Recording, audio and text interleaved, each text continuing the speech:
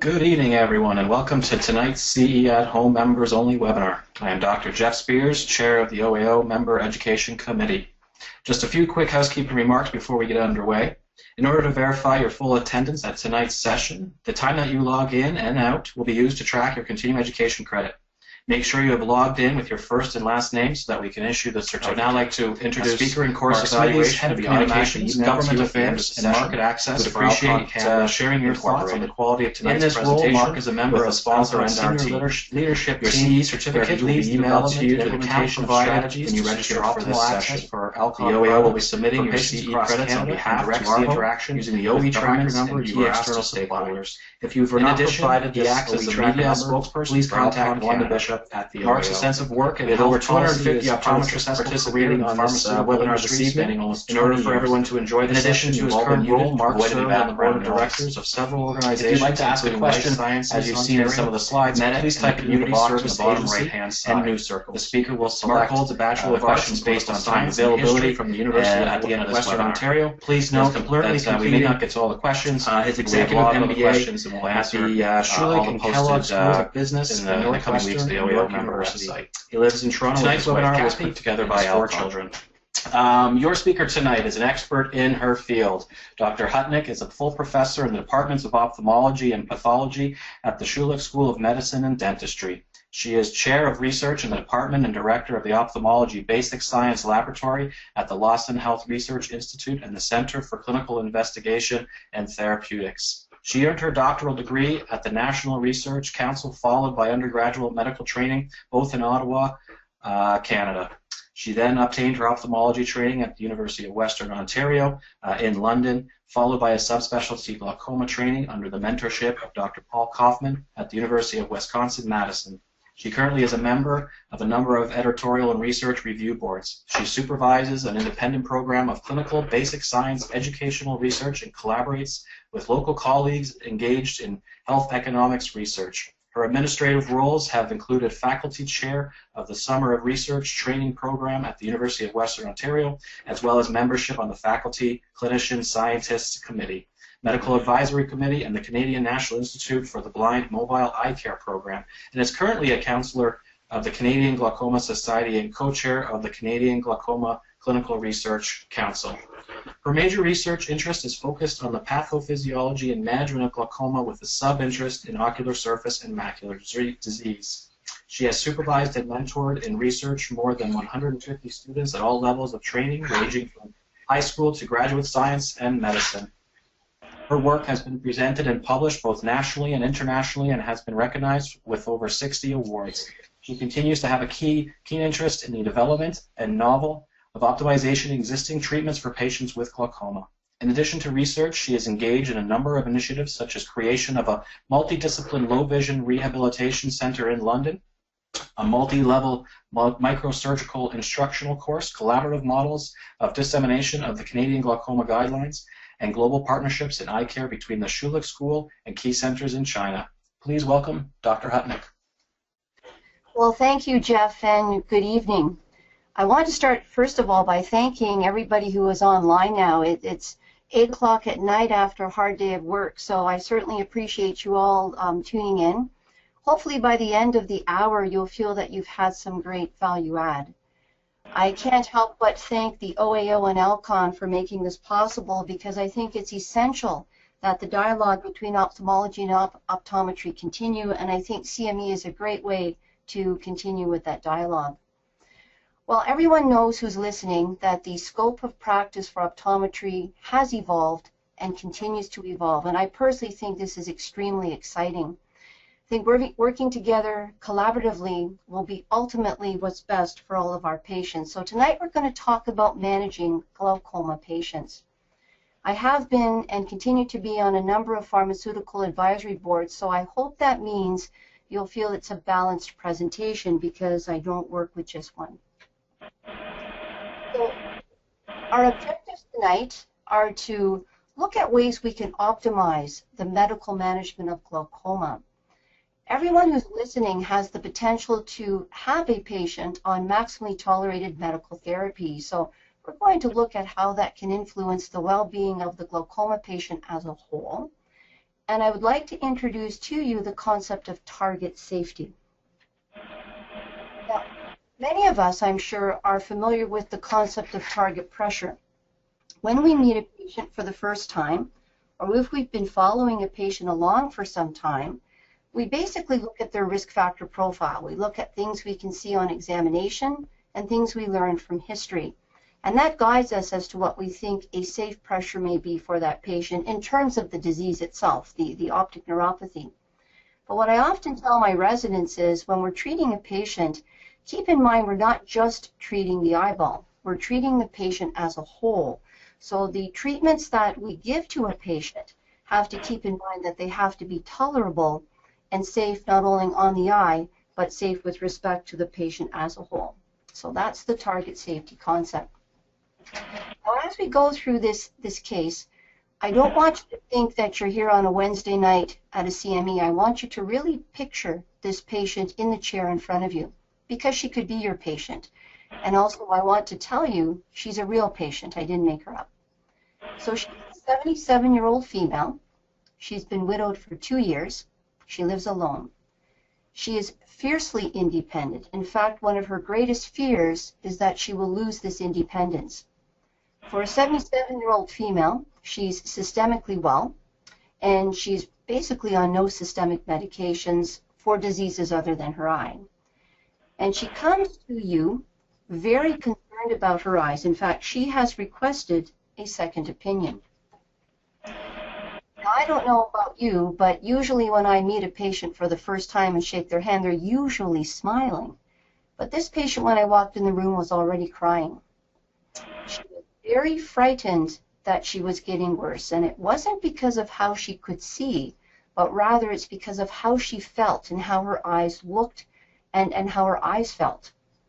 On history, there was no family history of glaucoma, and the colleague who sent her to you had very good records and stated her pressure eye is 43 on the right and 31 on the left. So we have our first poll question. I can see Stephanie Legault is also, we're tuning into her line. But here's our first poll question. And the question is, how many classes of anti-glaucoma medications are available in Canada? The answer is actually 5. If we look at what this patient was on, she was on 4, but we can't forget that pilocarpine, which is a cholinergic agent, is still available. And that's a whole other presentation, but that's still available, and there certainly is a niche for pilocarpine in the management.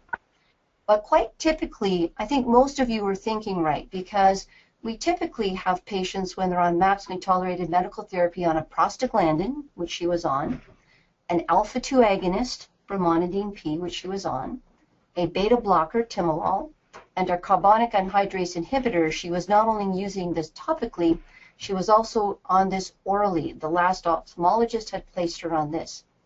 She had also had previously some selective laser trabeculoplasty. So even though she wasn't on the 5th class, which is pilocarpine, we certainly would call this maximally tolerated medical therapy. Now, when I examined her, her pressures didn't seem to be that bad. They were 14 and 13.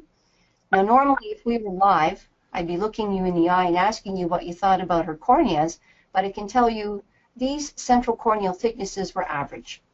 She actually had quite good central acuity, and her angles were open. Now, again, normally, if we were in a live audience, I'd be asking someone to describe her optic nerves. So I'll actually pause for about 20 seconds just so you can take a look at these nerves and form your opinion. And I guess what I'm going to ask you, does she have glaucoma or doesn't she? And is it a little or a lot? And the answer is, and I think you can probably see my arrow here, she certainly does seem to have glaucomatous optic neuropathy along the vertical meridian, superiorly and inferiorly, of both eyes. There appears to be some thinning and some notching. In fact, just based upon discs alone, I would actually think she has quite advanced glaucoma. But surprisingly, when I looked at her most recent visual field, it looked to me a little bit better than I was expecting.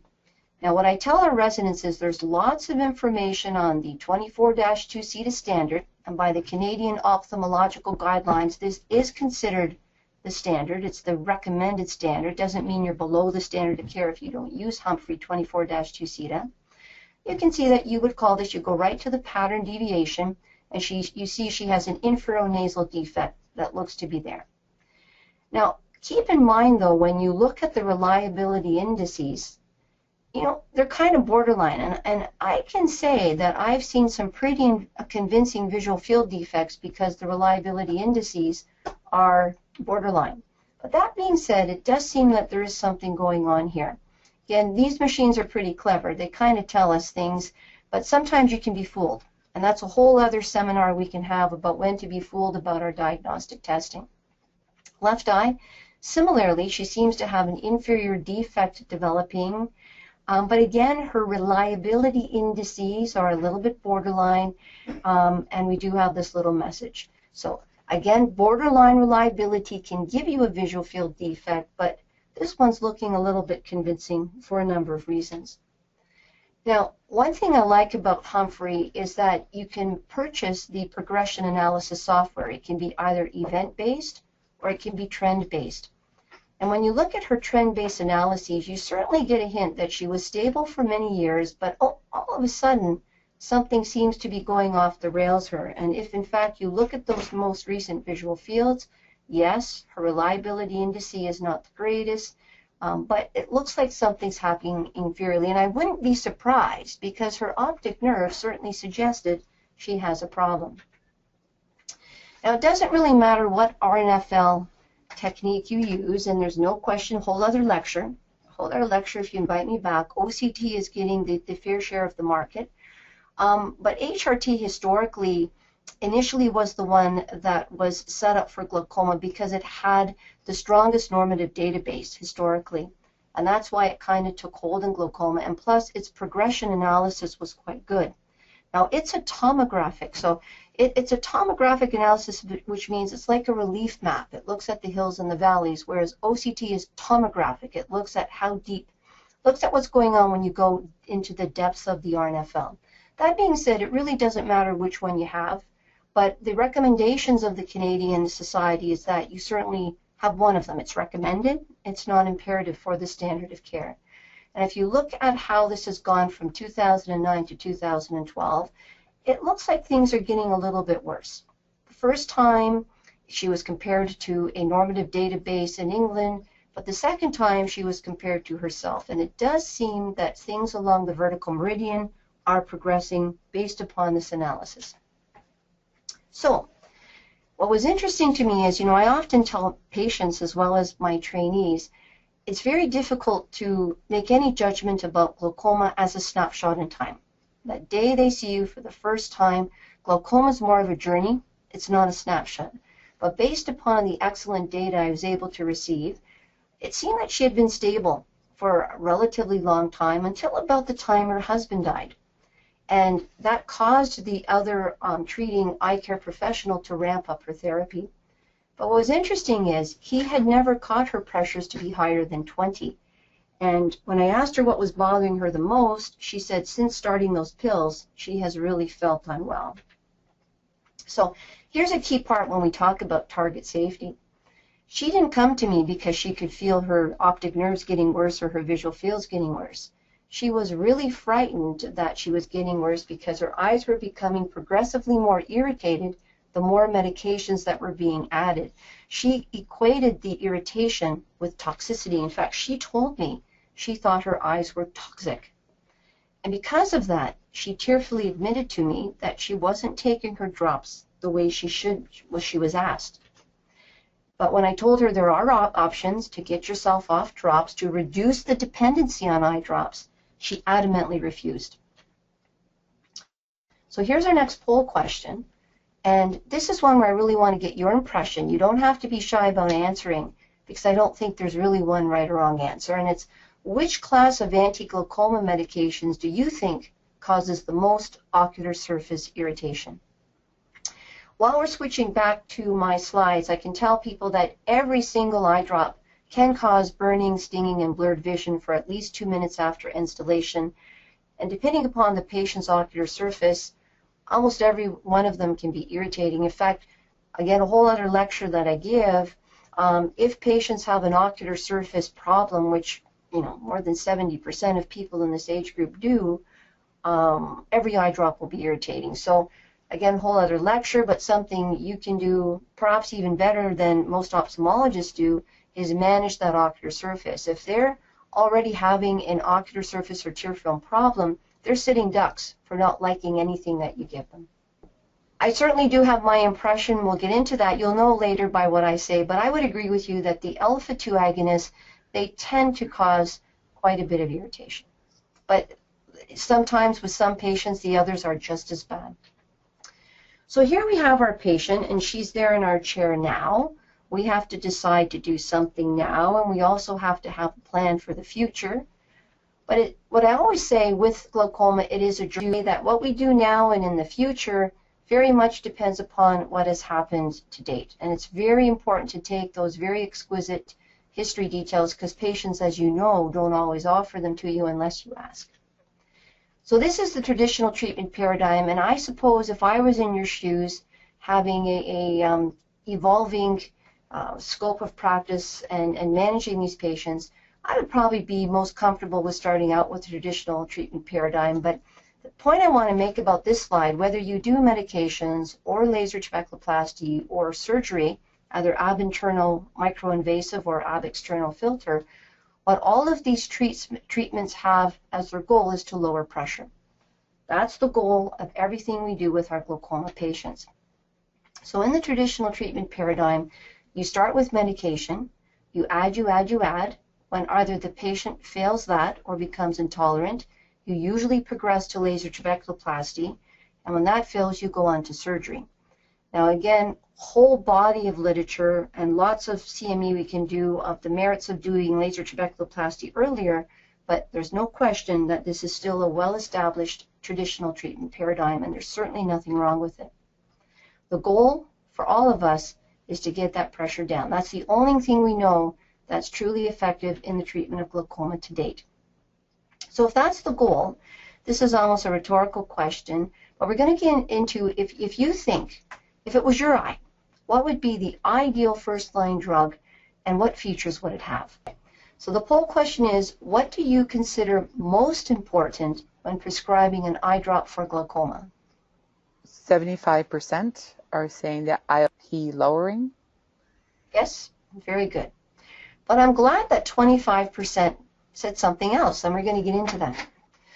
So the features of first-line drug, there's no question that if you asked ophthalmologists what it is, it's efficacy. In fact, general ophthalmologists who aren't at a tertiary care teaching center, what's their goal out in the community? Get the pressure down, because that's the only effective treatment we know as of 2016 to slow down the progression of glaucoma. But there are other considerations, and certainly the treatment has to be safe, because if it's not tolerated, the patient's not going to take it. It can't be efficacious if the patient's not going to take it. But other things that are important, and there's a large body of literature to support these, there's no question that the dosing frequency is a factor. The more frequently you ask a person to do something every day, the less likely they are to do it. There's a lot of literature about the fluctuations in pressure, that if the drug wears off throughout the day, then that itself may be an independent risk factor for glaucoma.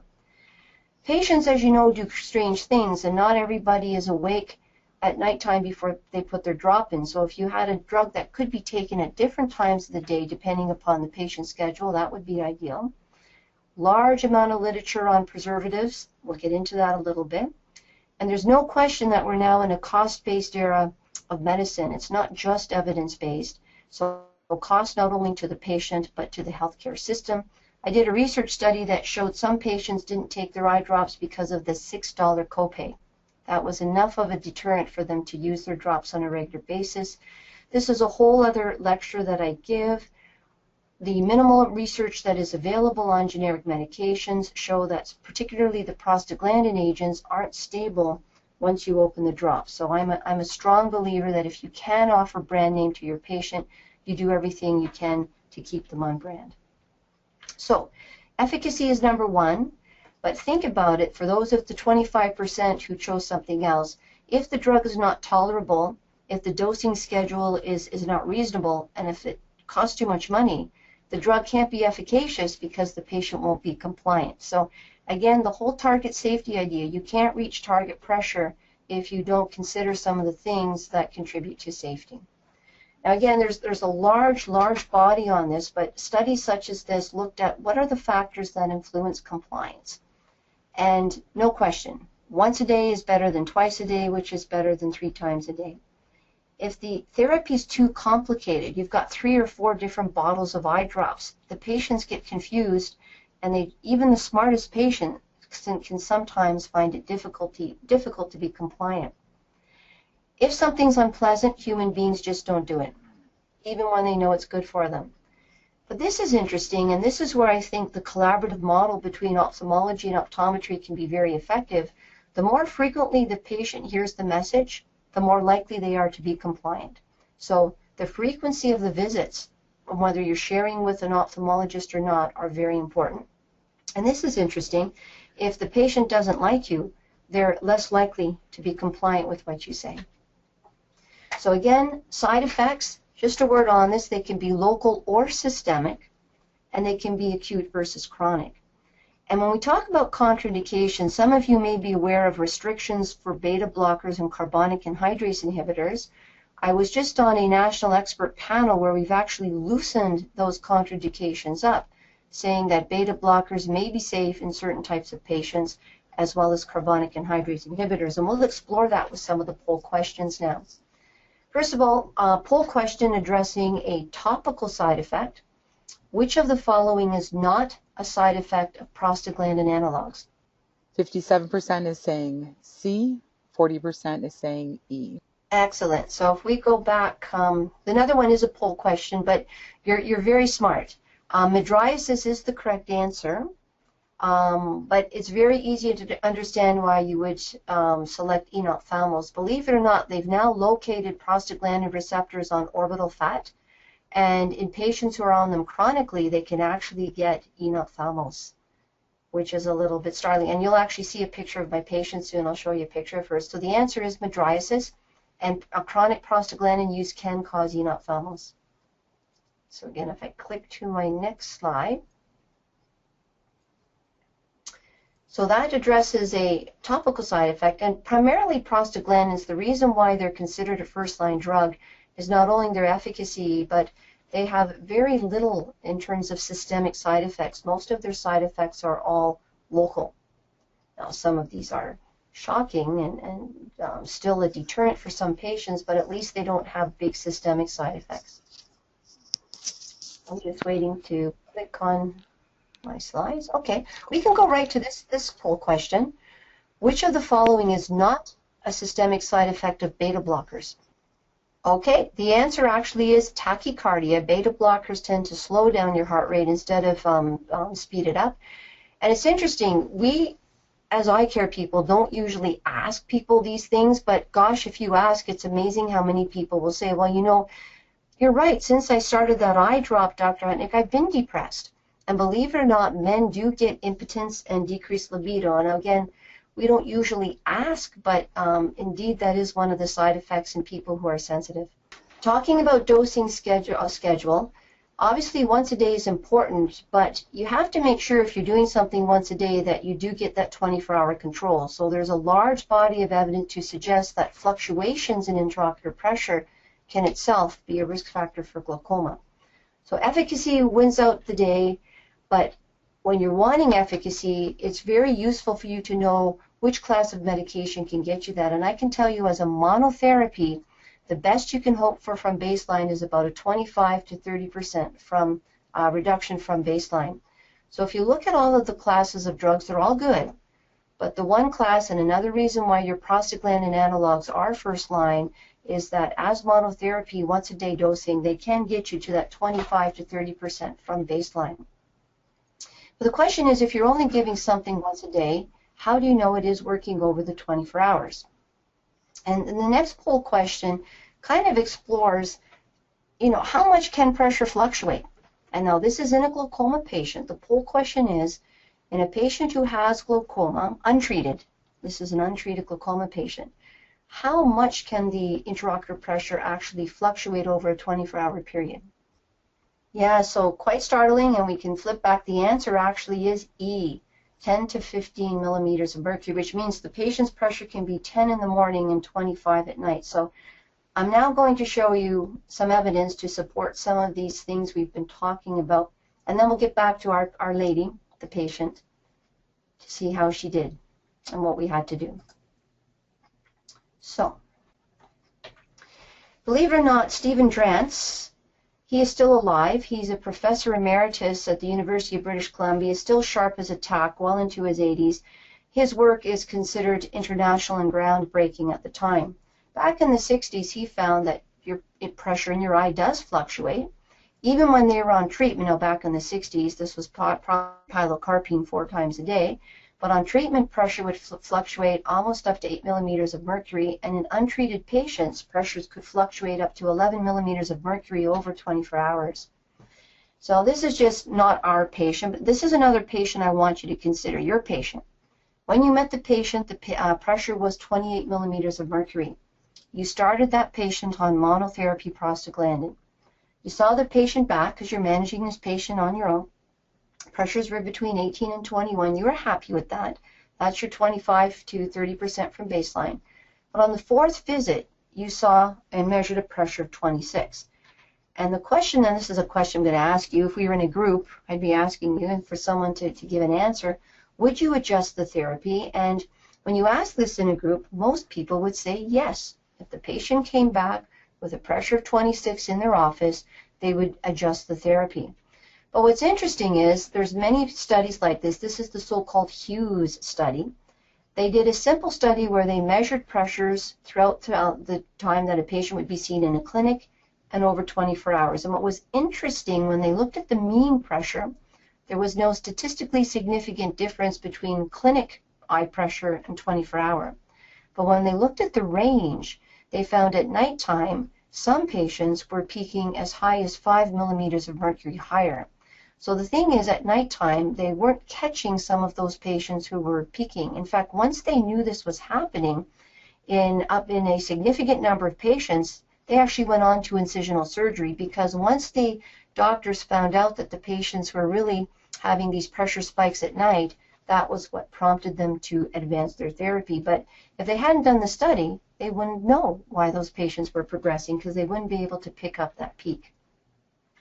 This was actually a landmark study done by Richard Parrish, and at the time it was sponsored by Pharmacia, which was the company that was the first to put out prostaglandin. It was Zalatan. So this was a study done sponsored by Pharmacia, and the message here is all 3 prostaglandins are excellent. There's no question they're all excellent drugs. They all have the ability at peak, so if you dose the drug at night, they have their peak effect 12 hours later, and they can lower pressure up to 9 millimeters of mercury. But the thing I want to show you all is they all seem to have a little bit of a trough effect as the day goes on. If you dose them at night, they tend to have a peak effect in the morning. One traditionally has done a little bit better than the others in terms of peak effect, but they also tend to have a trough effect. And there's one study after study that seems to have a more sustained effect over 24 hours. This was another study done by Orzalizi, and again, I'm trying to show you different studies to make it balanced. And they simply compared the 3 prostaglandins over 24 hours. Again, nighttime dosing, expecting a peak effect. And what they found is, now this untreated pressure curve, Stephen Drance is a very big fan of suggesting even to you that you consider doing a mini diurnal curve in your office by asking patients to come back at different times a day. And you'll find that most patients, but not all patients, most patients will have their highest pressures in the morning, but their untreated pressures will naturally tend to fall off at night. Now, there are some patients who do the exact opposite, but most people are like this. So what they found is consistently all 3 prostaglandins were able to lower the pressure over 24 hours, but again, one of them tend to have a stronger peak effect, which was bimatoprost, but another one tend to have a better trough effect, which was travoprost. And again, if you buy the importance of that 24-hour control, the trough effect becomes a very important. In the prostaglandin wars, we all tend to concentrate on the peak effect, but there was very few people who concentrated on the trough effect, but this was a consistent finding. Still another study by Hepson, same story. They looked at the 24-hour control of the pressure, and when they looked at the ranges of pressure, the one that had the tightest range over 24 hours was travoprost. So the point I'm making, they're all good. The point I'm making, one of them tends to be a little bit better at peak, one tends to be a little bit better at trough, and this guy tends to be just somewhere right in the middle. Now, Tassos Constans has turned out to be a good friend of mine. He's actually a Greek ophthalmologist in Greece, and he actually gets money by putting patients in the hospital. Here in Canada, we try to keep patients out of the hospital to save money. In Greece, he gets paid for hospitalizing patients, so he does a lot of great 24-hour research because he puts them in the hospital over the weekend, and he has his residents measure their eye pressure. So like the work of Drance and Orzalizi, the untreated pressure curves, the patients tend to have highest pressures in the morning. If Travatan was dosed at night, you can see that the peak effect coincided with the peak untreated diurnal curve. So over 24 hours, there was virtually a flat pressure curve. At almost every time point, pressures were lowered and consistent. For those patients who don't like to use the drug at night, they prefer to take it in the morning. You still see very good efficacy at all time points, but you start to see that you're not matching the peak effect with the peak pressure rise, so you're getting a little bit of diurnal fluctuation. That might be acceptable for some patients. For other patients, it might be a reason why they're progressing. So the neat thing about the travoprost molecule is that it has a slightly different chemical structure than the other two. It has an ether linkage. It's not just an ester. And here's a study where they actually gave a dose and looked at the pressure checks 60 hours after dosing and found there was still some effect. For those of you who are in London, you might see on some of my patients' reports, we're doing a big washout study right now. It's an investigator-initiated. I'm not doing this as a clinical trial. So my student just came in today and showed me the results. We're presenting them next week at the American Glaucoma Society. Some patients, 42 days after stopping the prostaglandin, still have a pressure lowering.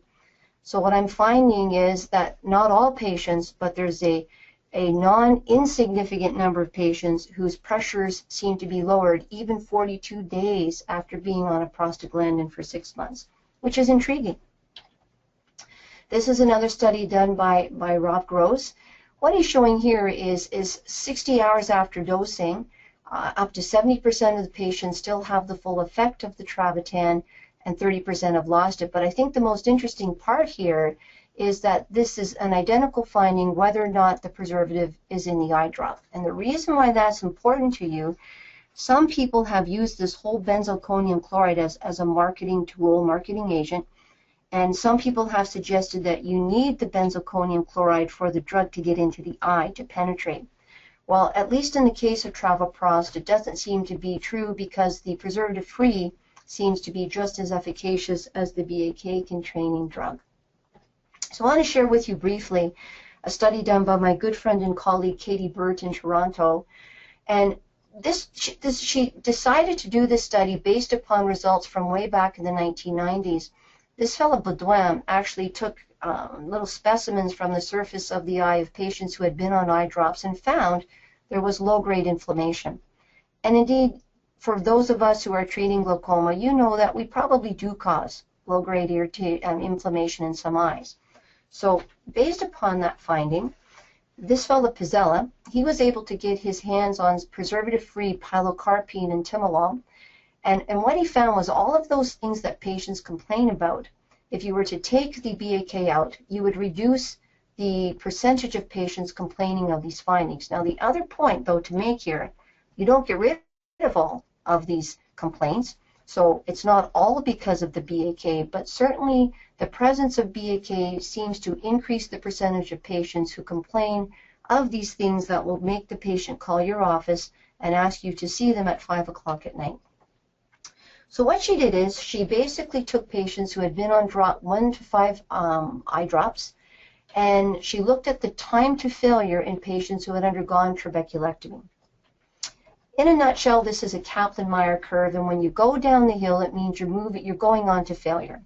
So as you move down, it means her surgery is failing. And the first thing to note is those patients who were on 4 or more eye drops, there was a slight trend that they were failing a little bit quicker than those who were on 1 or 2, but the difference was not statistically significant. So the medication itself didn't seem to cause failure. But when she actually calculated the amount of BAK the patients were exposed to, she certainly found that those who were receiving the most BAK, because the eye drops that the patient were on all contained BAK, they tended to fail at a much quicker rate than the patients who had less BAK, and this was a statistically significant finding. So she definitely concluded that there was a dose-response curve, that patients who were exposed to more BAK tend to have early failure of their glaucoma surgery. So that was interesting. And again, if you knew Katie Burt, she's one of the most outstanding ophthalmologists. She simply looked at it objectively, and that's what she got. So what we're getting now into the idea is we're very lucky in Canada. We have perhaps, I think we do have the most combination glaucoma therapies of any country in the world, including the US. So here we're showing what the BAK load is. We have 2 treatments here that are identical technically. Patient is on a prostaglandin, and then we increase and we ramp up therapy by adding a beta blocker. We can start them off on a prostaglandin with BAK, and then we can add as an unfixed combination a beta blocker with BAK. So after 5 years, the BAK load can be measured on this axis. If we start with a BAK-free prostaglandin, and then we add that beta blocker as a combo, you can see that after 5 years, the patient's still on a prostaglandin and a beta blocker, but the amount of BAK is significantly less. So adding with combos. General ophthalmologists tend to add as unfixed combinations. Glaucoma specialists tend to add as combos. So it'll be interesting to see what optometry will do. Now here's a study, again, when patients are adding as an unfixed combination, meaning you're now prescribing another bottle of drop. Patients often ask, even post-cataract patients, how long, doctor, do I have to wait between drops? This study shows that if the patient puts the second drop in within 30 seconds of the first drop, that the effect of the first drop is diminished by 45%. Basically, the second drop washes out the first drop, so the effectiveness of the first drop is diminished by 45%. If the patient waits 2 minutes, you're still losing 17% of the initial drop, but a good 5 minutes means both drops are equally efficacious. It takes about 5 minutes for both drops, if you will, to sink in. So the reason why adding with combos makes a lot of sense is you only have to add 1 drop. In this study, first of all, the thing to note is when you have a combination of 2 drugs in 1 bottle, you get the so-called wow effect, which is a 38% reduction from baseline, which Duotrav can do. Now, to be fair, there's another beta blocker combination out there called Cosopt. Cosopt can also give you that wow effect of a 38% reduction from baseline, but the difference is Cosopt is a twice-a-day drug, and it has an acidic pH. But whether it's Cosopt or Duotrav, you can get that wow effect. And what this study showed is its unfixed combination is just as efficacious as the combo. So some pictorial ways to show you, 11 millimeter drop from baseline is considered, and we call it the wow effect in ophthalmology. When you compare Travatan, which was dosed at peak effect, compared to Duotrav, which was dosed at trough, you can consistently get a lower pressure reduction with Duotrav compared to Travatan. And again, I can honestly, whether it's Alcon supporting tonight or not, what I love about Duotrav is it doesn't matter what time of day you give it. It has one of the best 24-hour control curves of any eye drop in the industry. It's basically flat, regardless of whether you give it in the morning or at night. Again, comparing the fixed combination to the unfixed, again, to be fair and balanced, I'm showing you other studies that show there's really no difference between once-a-day drug as a combination versus this would be 3 eye drops, one at night, and then this one twice a day. Another study by Hughes, same conclusions. You're getting about a 9 millimeter reduction from baseline, whether it's the fixed or the unfixed. Another way to show it, another study, different group, very respectable journal. You're getting that 11 millimeter drop from baseline with the unfixed. And again, looking at it even at its trough effect. So there's no question that Duotrav once-a-day dosing is a very good drug in terms of its ability to lower pressure over 24 hours. There's another combo on the market. Azarga is a suspension of a beta blocker and another alpha agonist called brinzolamide. What this slide is showing that the combo is more effective at every time point compared to the two single agents. So very nice selection there. And again, when you add Azarga to a patient on a prostaglandin, it's interesting, you get that 5 millimeter drop. But the point I want to make here is that no matter what you do second, you will not get the same bang for your buck as what you do first. It's very unlikely, if you've had even a partial response from your first drug, to get another 25 to 30% reduction from baseline. So the best you can do with an adjunctive therapy is probably about 12 to 20%.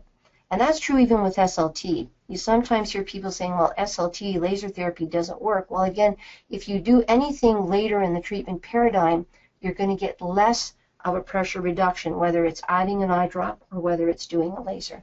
But this being said, when you add Azarga to prostaglandin, you can get a nice 5 millimeter reduction, and 24.4% is probably the best in the industry for that. There is a new guy on the market, and he's available now in Ontario. Simbrinza. This is the first non-beta blocker containing combination. It's brinzolamide, which is a carbonic anhydrase inhibitor, and brimonidine. And it's a great way to get a patient on maximally tolerated medical therapy if they're already on, for example, Duotrav. So with Duotrav, they'd have the beta blocker and the prostaglandin, and with Simbrinza, they'd have the other two classes, just with 2 bottles. So the idea is, when you're talking about target safety, when you're pursuing an aggressive target pressure, you think about adding with combos and minimizing, you can't eliminate, but minimizing the BAK. These are whole other lectures. You'd have to invite me back for these ones. I certainly can give you lectures on brand versus generic. The issue here is it's very difficult to have or show true bioequivalence of a generic, because to show bioequivalence, you have to sample blood. We don't sample patients' blood after giving them an eye drop. So beware, and if you can deal with a company that has a card program which allows the patients to get a brand name with no extra cost than generic, I personally highly recommend that you consider doing that. The generics tend to be unstable in the bottle once the lids are twisted off. So if you ask me what to think about when you're prescribing your patients glaucoma medications, most people in the world, it's not an opinion, it's probably established, will start with monotherapy prostaglandin. Most general ophthalmologists, if you're not at target, will add. Most glaucoma specialists will switch within the class. You can have instances where a patient is a partial responder to the first prostaglandin, but ends up with a full response to the second. So if the patient's not even moderately advanced, if they're early in their disease mechanism, you can try a switch within the class. But then, if you look at the traditional treatment paradigm, you certainly can add. You can add a beta blocker, you can add an alpha agonist, you can add a carbonic anhydrase inhibitor. But I'm going to ask you to consider after today, think about adding as a combo, because there's so many advantages. Hopefully that's what you'll take home from tonight, of adding with not only with target pressure in mind, but target safety. Now, I have to say, selective laser trabeculoplasty, great body of literature, you can almost put it in anywhere, but the later you add it, the less likely it is to be effective. In fact, its role when a patient is on maximally tolerated medical therapy is not to lower eye pressure, it's actually to reduce the dependency on eye drops. So there's a chance that you can do the SLT, keep them at the same pressure, but start taking them off some of the drops that might be causing a problem with the eye. Many people have published simply taking out a cataract for some patients can lower their pressure. And of course, we're now, the evidence is strong that ab-internal microinvasive glaucoma surgery does have a role in the treatment paradigm. So the take-home message is 24-hour control is likely more important than many of us can imagine. If you can minimize the BAK load, you're approaching the target safety concept. This will help maximize compliance. There's no question that following the traditional treatment paradigm is a good way to go, but think about adding stepwise but stepwise with combinations. So for the finale, let's go back to our lady that we met at the beginning. She's 77, and you can appreciate here, she's got some side effects. She's got periorbital erythema, and I don't know if you can appreciate it, she does have sunken eyes. She does have enophthalmos, likely due to her prostaglandin. So if you recall, she came in on a prostaglandin, an alpha-2 agonist, a beta blocker, and a CAI, as well as the pills. She had had laser. So when you look closely at her anterior segment, I can tell you that I have an impression that when patients have red eyes like this, it's not just hyperemia. I think there is an element of inflammation. She probably has untreated ocular surface disease that's being exacerbated by all of her glaucoma management. And I find that when patients have really irritated eyes, for some reason, their pressures actually seem to be less well controlled. So your options with this patient whom you just met, remember talking about the now, is to just get to know her a little bit. Watch her along, or you could have made the choice of altering her medications, or you could have suggested collaborating with an ophthalmologist and doing some of these things, but I'm going to offer to all of you that you could have treated her just as well as any ophthalmologist because she doesn't want any intervention. She didn't even want SLT. She wanted you to do something with her medications, and everyone listening on this line is certainly capable of doing what could be done with her. Her options were limited. The pills were making her sick, so there was no question in my mind we had to stop the pills. I would agree with the majority of you. The one that I think was the most offensive, or sometimes is the most offensive, but not always, was the alpha agonist. And I had her back and I checked her pressure. But something that we neglect to do, especially ophthalmologists, I treated her ocular surface conservatively with warm water compresses, lid hygiene, artificial tears. I even suggested the LipiFlow system because evidence is strong that in some patients it really has a big effect. So when she came back, she was on her original prostaglandin and her original combination beta blocker carbonic anhydrase inhibitor. She was feeling a little bit better, but she was still not feeling great. Her eyes were a little less irritated, but still bothersome. And she found the artificial tears I prescribed actually burned her eyes, and interestingly, her pressures went up a little bit from the 14. She told me she was being compliant, and she was still really looking frightened. So what I did is I changed her COSOPT to Azarga. And the reason I did that is they're basically the same combination of class, but the Azarga is less acidic, so it tends to cause a little bit less irritation to the eye. And I changed her bimatoprost to a non-BAK containing prostaglandin to get rid of the BAK. I also changed her artificial tears to a preservative-free type, and I have to say, when she came back, it's the first time ever I saw her smile. Her eyes were feeling better, and even though I really didn't change her therapy, her pressures were now down, and her eyes definitely looked less irritated. So she told me she liked her new drops very much, and she was very relieved that at least yet she did not need any surgery. So this was a happy ending, at least for now. So that pretty well is tonight's presentation. I don't know how we're doing on time, and I'm going to turn it over now to our moderators, and happy to answer any questions. Thank you so much, Dr. Hutnick. That was very well informative. Goes back to, I guess, why we're treating the patients the way that we should be treating them, and the evidence that is there to support how we prescribe and why we're prescribing the way we do. I do want to thank Alcon. I do apologize earlier for Mark Smithies. He was the one that was supposed to introduce Dr. Hutnick and put a few words in there for Alcon. However, we did have a technical difficulty, so I do want to thank Alcon for taking the time, as well as Dr. Hutnick for taking her time as well to help us out. I do only have a couple questions who have popped up, so I think that goes to show how well this presentation was laid out, how informative it was. So let's get to some of those. The first one is a topic actually that Dr. Hutnick did not go over, but could you give your opinion and your thoughts on corneal hysteresis and where it is in the role of glaucoma management? Yeah, I know. So there's been so many things that people have looked at to try and understand glaucoma. And the reason why corneal hysteresis, I think, has popped up is, as you know, we have all kinds of gadgets that you can buy gadgets that you can do something to your patient's eye and measure. Mark Lesk is probably the Canadian who's probably done the most research with this in Montreal. He certainly has looked at the relationship between corneal hysteresis and glaucoma progression. There are some suggestive data that in some patients that the hysteretic factor may be important to understand, especially if you link it with the intraocular pressure, but the data aren't strong that it's a definite risk factor to hang your hat on. So when you think about the glaucoma management as a puzzle, it's a big puzzle, and sometimes I think the more you know about that patient, the more you can understand. But I think the research is still a little bit vague on how hysteresis fits into the puzzle. I do know there are some industry machines that are able to measure hysteresis, and some patients seem to have more hysteresis than others. But how it actually relates to the diagnosis and the progression, I think the research is still a little bit uncertain.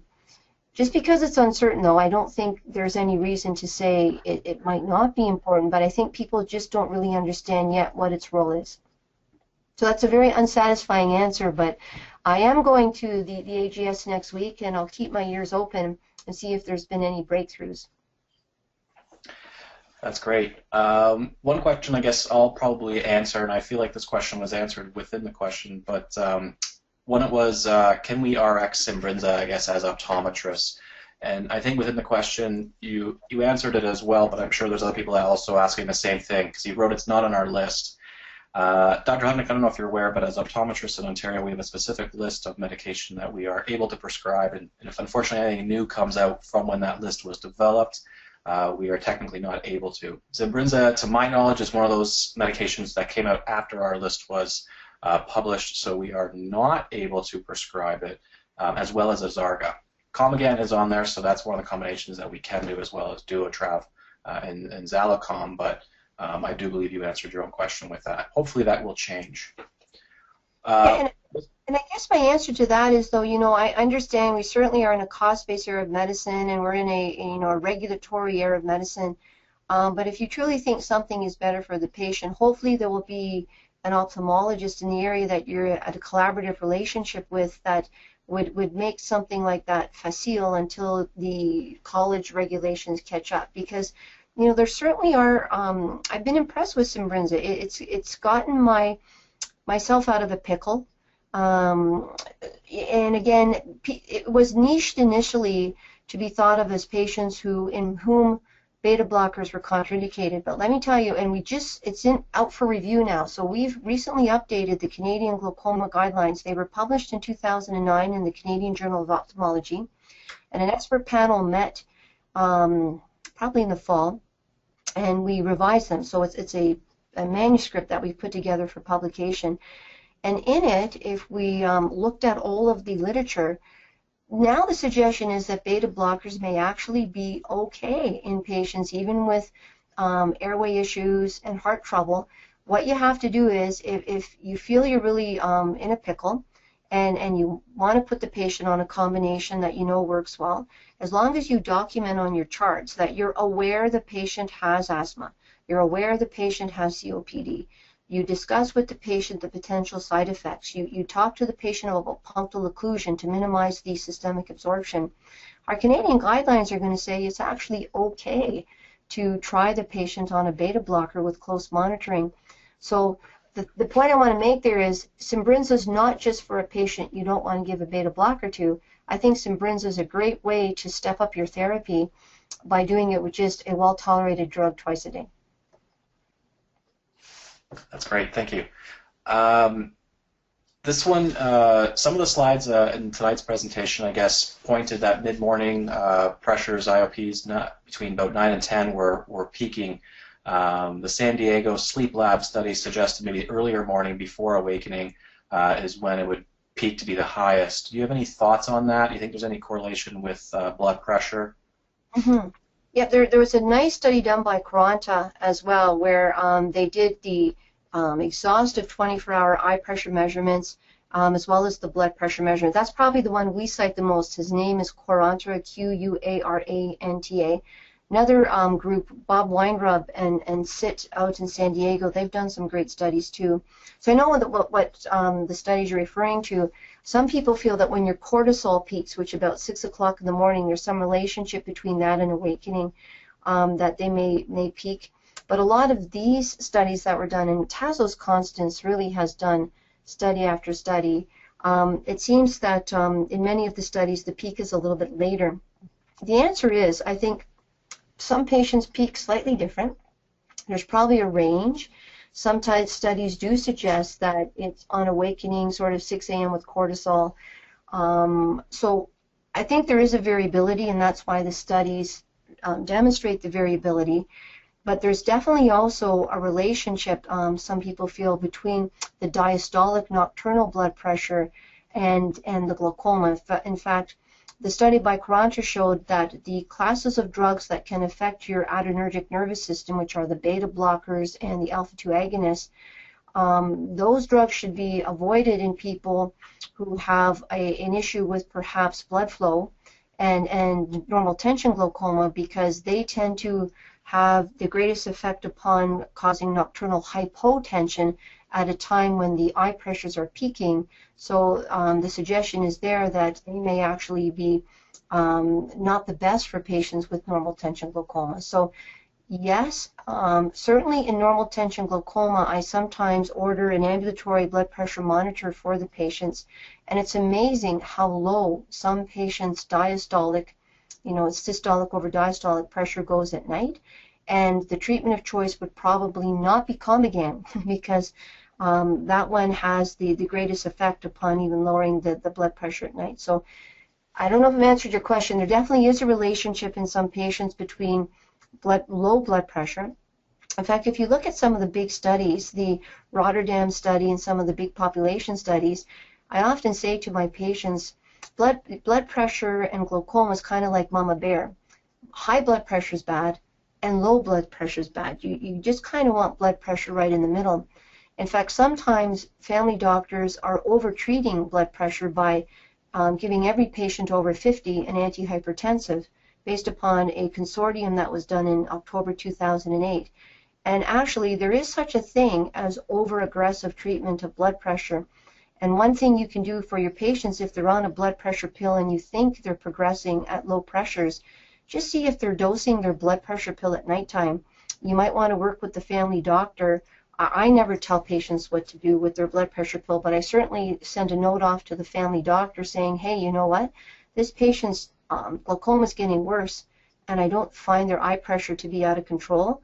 Are you over-aggressively treating the blood pressure, and can you give the blood pressure pill in the morning instead of at night? So these are all things to watch. Most patients' eye pressures will peak in the morning sometime between 6 a.m. and 9 a.m., but there are the odd patient whose diurnal untreated peak will be at nighttime. So there's this idea of customizing your therapy. Even if a drug on the package insert says give it at nighttime, there may be some patients, if you do an untreated mini diurnal, where you actually advise the patient to take it in the morning so that the peak effect matches their peak untreated eye pressure. And that's certainly legitimate if you document it in your chart. Great, thank you. It's one of those hard rules that nothing ever wants to be textbook, I guess. Exactly. What is your opinion as far as using FDT for early visual field damage? Actually, I'm a big fan of that. I work at a tertiary care academic center, and I've been putting that on our capital wish list. Believe it or not, I think it actually has a remarkably good role. You should never use FDT to follow glaucoma. So once you've made the diagnosis, it's not been recommended to follow glaucoma. But, to pick up early glaucomatous damage, it's remarkably good. So I think, I actually looked at the machine, I don't know, I think it's about 15 to 20,000. And I think, for example, physiological cupping, patient who has a 2.2 millimeter scleral diameter, that'd be a great machine to have. Is it cupping or is it physiological cupping? So for the cost of it, again, I don't think you can diagnose glaucoma with it definitively or even follow it, but it's a really great screening tool in terms of functional status. So I'm actually a fan of FDT. In an ideal world, I'd have one, and you would all have one, because it's a great screening tool. How often must we do an OCT or HRT, and how often must we do a visual field to adequately follow a presumed controlled glaucoma patient? Excellent question. So there was a study called the DROP study. Bel Shahan out of Halifax was actually the leader on that, and his recommendations were it depends how fast the glaucoma is progressing. In order to pick up slow progression, you'd have to do many fields. So he's actually suggesting the first year 7. Now, for most patients, whether they have to pay for the field or not, that's not really a practical thing. Generally, if you look at the Canadian guidelines, if the patient's stable, most people recommend 1 field a year. But in my heart of hearts, if you really want to make sure they're stable, I think 2 would be perfect. And then in terms of your nerve fiber layer thickness, its structure and function, I think minimum once a year. But ideally, especially for the first 2 years. So for the first 2 years when you're getting to know the patient, at least twice a year for both. But after 2 years, if you're getting a good feel for the patient and they're stable, I think annually would be ideal. Now, if you're co-managing with an ophthalmologist, you'd presume that they're doing it once a year and you're doing it once a year. I'm not sure that's necessarily the best thing, because ideally you would want the 2 of you talking to each other for progression analyses. But I guess my answer would be, if you take it all into account, the published literature and what's practical, twice a year for both for the first 2 years, and then once a year for each if they're stable. Great. And just this last final question then before we end the night. Do you know if there's any benefit to adding a beta blocker topical when a patient is already on oral? Yeah, another excellent question, and most ophthalmologists think yes. Now, it is true that a systemic beta blocker can have an influence on the eye, but most people will say that the direct topical effect is still a wise idea. Now, you might not get your full 15 to 20% reduction from baseline because the systemic effect is working, but again, most people would say it's worth something, and the side effect profile is probably good enough that it wouldn't hurt anything.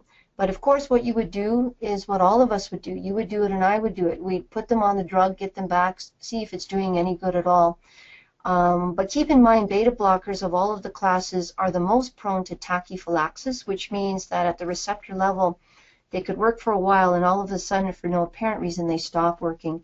So keep in mind when you're monitoring your patients, if they've had a partial response or if they seem to have lost the response, although you'd almost be hesitant to take a drug away, I'm going to empower you after tonight to say, if you really don't think it's working, you're probably better to take it away, wash the patient out for a week or 2 and start something new. Because if you keep a drug on board that's not having any effect, either because they're on a systemic beta blocker or something else, I think in terms of target safety concept, it's really not doing the patient any favor. It's not cost effective. You're just giving them another reason to not be compliant. You could be increasing the BAK load. So don't be afraid to stop something when you don't think it's not working.